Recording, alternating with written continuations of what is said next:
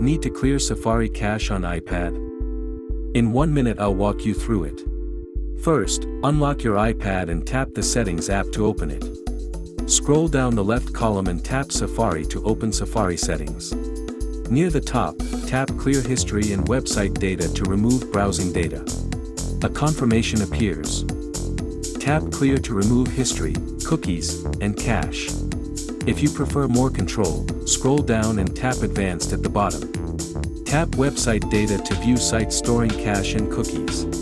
To remove a single site, swipe left on its row and tap Delete. To clear all cached data, tap Remove All Website Data at the bottom.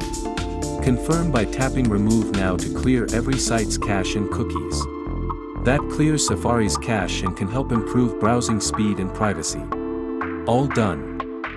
If this helped, subscribe for more quick iPad tips and tricks.